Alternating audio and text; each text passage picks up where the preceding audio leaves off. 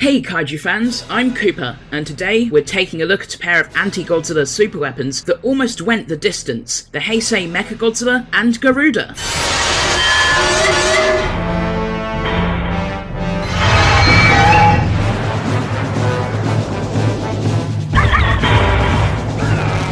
Following the successful revivals of Mothra and King Ghidorah in the third and fourth films of the Heisei series, Toho decided to bring back another of Godzilla's classic foes in 1993, Mechagodzilla. With the King of the Monsters once again a threat to mankind rather than a hero like in the 70s films, a role reversal was necessary. Instead of an alien war machine, Mecha-G became a weapon built by humans to defend Japan from Godzilla. Their study of technology recovered from the remains of Mecha King Ghidorah made this huge technological leap possible.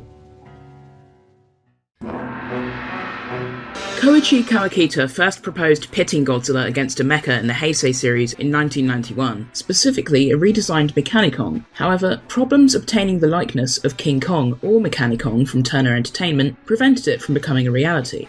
The first story proposal was a 14-page draft entitled Godzilla vs. Berserk, written by anime designer Yutaka Izubuchi. Here, Mechagodzilla, dubbed Berserk, originated as a metallic alien organism which arrived on Earth inside a meteorite and began growing by assimilating machinery into itself. Recognizing Godzilla as the dominant life form on the planet, Berserk configured itself into a robotic duplicate of the King of the Monsters. Concept sketches were provided of both Berserk's initial and Mechagodzilla forms, but the novel alien invader angle was quickly dropped.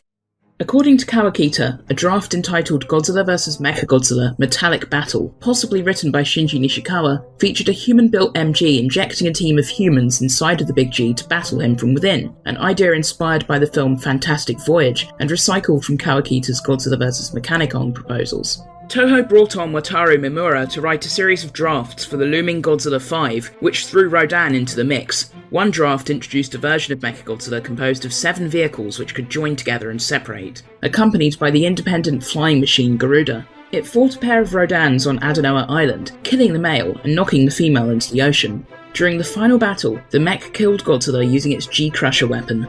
Garuda's unstable nuclear reactor exploded and revived the Big G, who destroyed Mechagodzilla piece by piece. Worried about the logistics of realising the 7 vehicles on screen, Kawakita simplified them into a tank called the Gundalva and a watercraft called the Nugger, with the Garuda now able to attach to Mecha-G's back. In Mimura's next draft, the Gundalva now battled 2 Pteranodons on Adenoa Island. Otherwise, Mechagodzilla's role in the story stayed the same.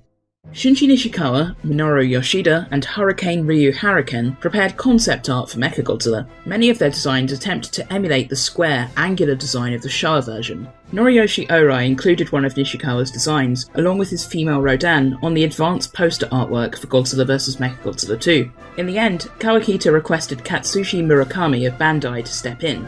He favoured a futuristic curved and shiny silver appearance in place of a gritty angular look. Most critically, Murakami's design lacked a transformation gimmick. Minoru Yoshida drew concept art for this rendition. Kawakita, feeling the monster could not be adequately visualised through a 2-dimensional medium, recruited Shuichi Murakami to sculpt a small model of Mechagodzilla, upon which its suit would be based. A team from Cosmo Productions made the suit. They sculpted the head in clay, while its body was prototyped with styrofoam so that moulds could be created. The final product was cast in fibre-reinforced plastic, a rigid yet lightweight material which gave the illusion of a metallic surface. Because the suit took a great deal of time and effort to be repaired, the filmmakers avoided filming scenes involving intense physical combat with the suit so that it would not get scratched. This translated on screen to Mechagodzilla's reliance on ranged combat, an aversion to fighting in close quarters. Nonetheless, Godzilla popped his head off during filming of the final battle, an accidental homage to the machine's previous films. Mechagodzilla was portrayed by Wataru Fukuda, who had previously played the Godzillasaurus and would go on to play Mogira in the following film. Masaharu Ogawa and his company Ogawa Modeling created and designed the Garuda.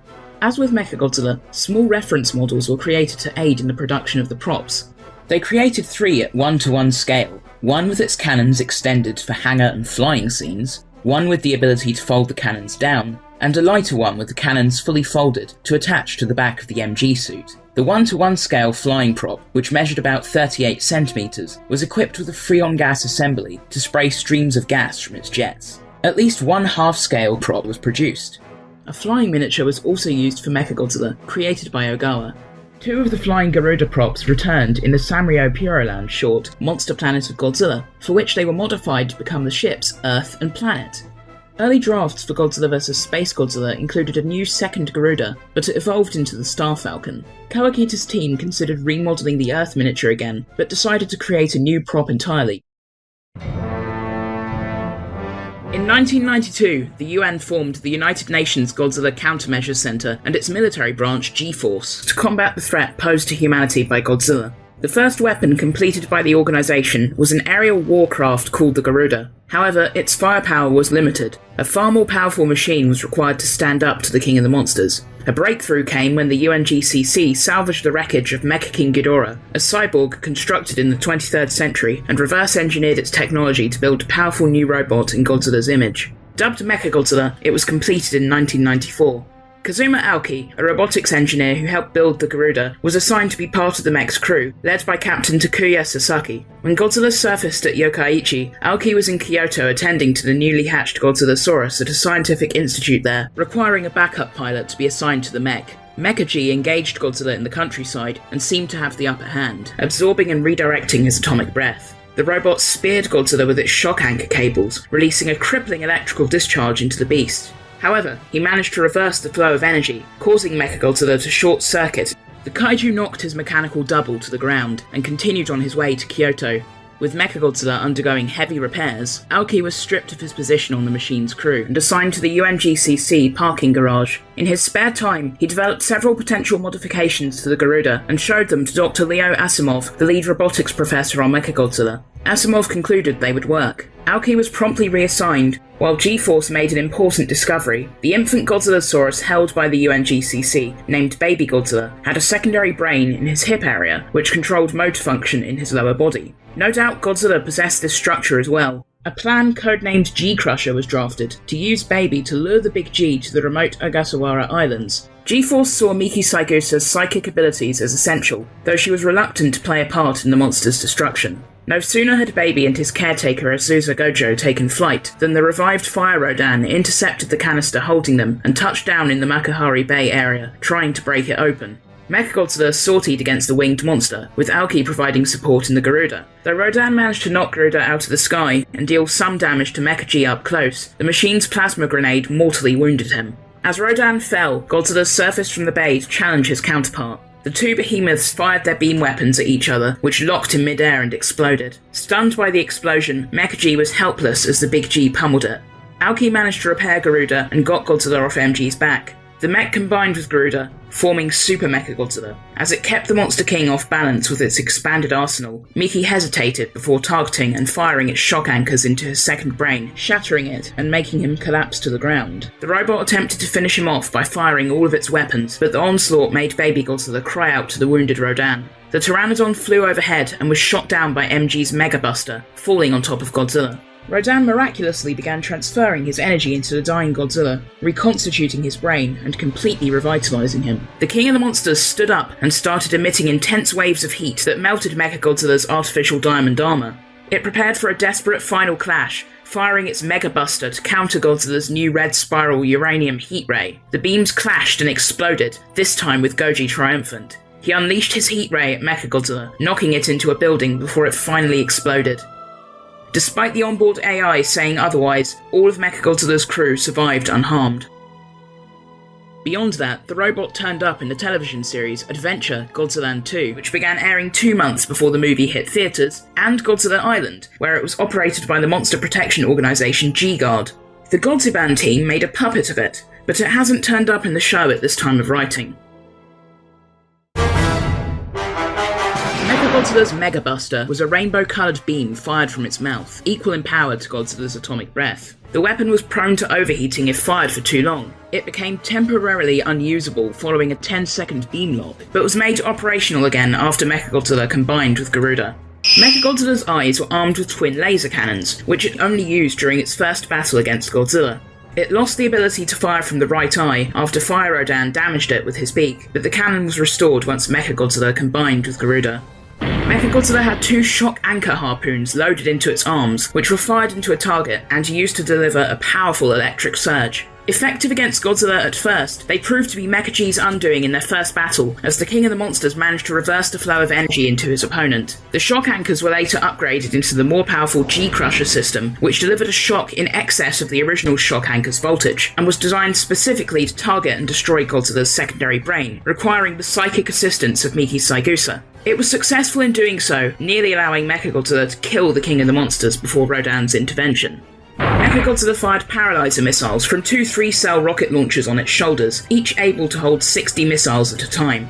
These stunned Godzilla during their first battle before the shock anchors were utilised. The robot could also fire TRANQUILIZER missiles laced with anesthetics and tranquilizers from ports on both of its hips. The diamond coating over Mechagodzilla's NT1 alloy armour rendered Godzilla's atomic breath and Fire Rodan's uranium heat ray effectively harmless. The mech absorbed their energy and converted it into plasma, then stored and amplified it in a port in its abdomen before unleashing it in an attack called the Plasma Grenade. Tremendously powerful, it knocked Godzilla down and mortally wounded Fire Rodan.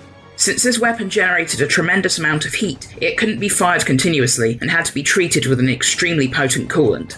After the robot's diamond coating melted, it became unable to absorb enemy attacks and used the plasma grenade.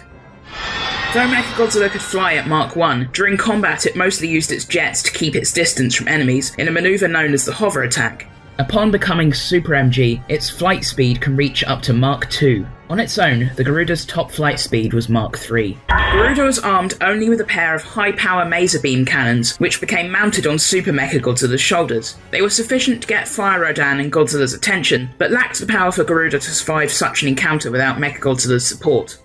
For all its powerful weapons, Mechagodzilla lacked any real hand-to-hand capabilities, only managing a single jet-powered ram against Godzilla. Before it became Super Mechagodzilla, unexpected malfunctions caused it to shut down twice, allowing Godzilla to savage the machine up close.